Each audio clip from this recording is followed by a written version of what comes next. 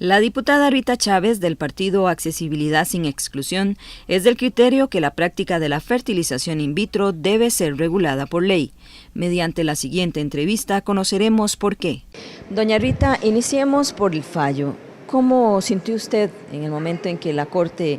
resolvió que Costa Rica debía implementar este servicio de fertilización in vitro? Bueno, este es un fallo que a todas luces no aceptamos, que rechazamos por absoluto, un fallo donde la Corte se extralimitó de sus potestades, donde la Corte no solamente le dice a Costa Rica que debe aplicar la FIP, sino además le dice cómo, cuándo y además desconoce los derechos de la vida antes de nacer o del embrión humano,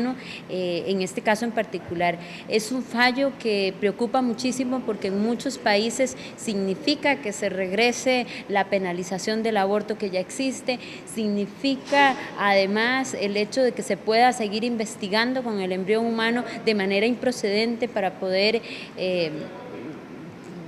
investigar por fines de lucro y no así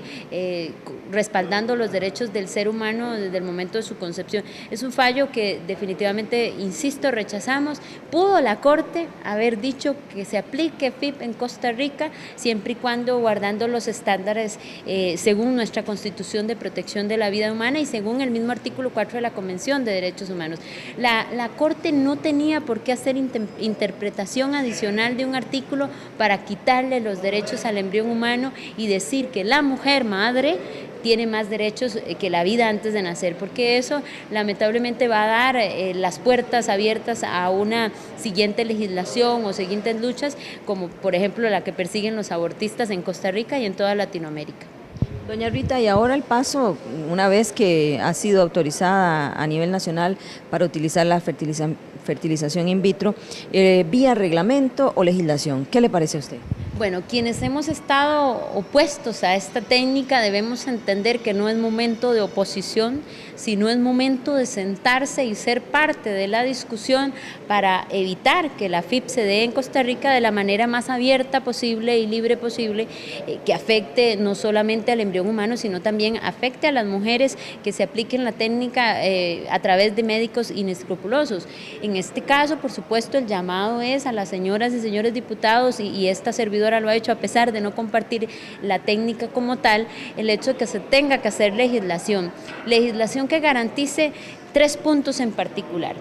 Uno, que no se dé la fertilización de más embriones de los que se van a implantar, ya sea en 1 o 2 ciclos, o sea, 1 o 2 embarazos. Además, eso es vital porque si no los embriones restantes se prestarían para venta, se prestarían para investigación, que es uno de los puntos más que rechazamos. Rechazamos que el embrión humano, o sea, que la vida, que el niño antes de nacer sea objeto de investigación, de negocio y demás. Eso es uno de los puntos fundamentales. Otro de los puntos que también creemos que se debe atender con mucho cuidado es la posibilidad de vientre subrogado o vientre de alquiler,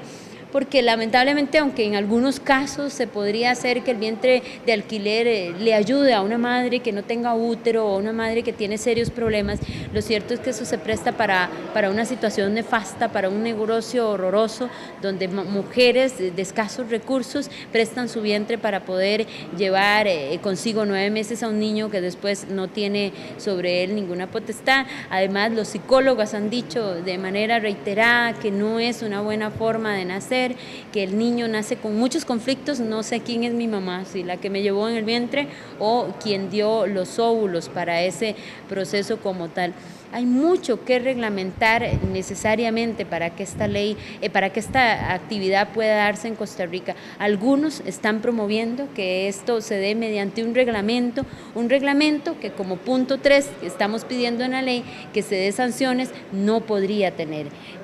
Un reglamento sin sanciones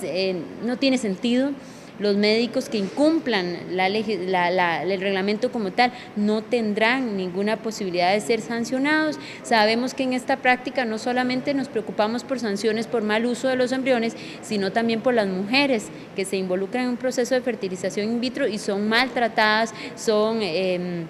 tratadas de manera improcedente por los médicos. Hay médicos, ya sabemos que hay médicos en Costa Rica que practican fertilización in vitro, que lo han venido haciendo en Panamá y que no han dado garantía de sus procedimientos. Alguno de ellos incluso ha implantado cerca de 9 embriones en una mujer. Eso es realmente una situación alarmante que no debemos exponer a esas pobres mujeres que desean tener un hijo y que se les ha dado como única respuesta la FIP. Lamentablemente, para quienes nos oponemos a esta técnica, sabemos que hay mejores respuestas, que hay mejores soluciones y que no debería solo decir Costa Rica como respuesta a infertilidad, decir FIP, sino debería decir una gama de actividades. Bueno, si incluye la FIP como última opción, perfecto, pero bueno, le estamos vendiendo a las costarricenses una única opción, una opción que debería ser vista de última en los casos de quienes creen que esa es la técnica, y para quienes creemos que hay mejores soluciones no se debería aplicar. Doña Rita, ¿cambiaría usted de opinión si vinieran esos 3 puntos que señala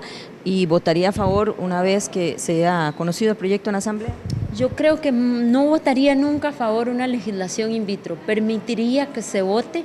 para que pueda avanzar y para que Costa Rica tenga legislación y no quedemos en manos de reglamentos flojos y liberales,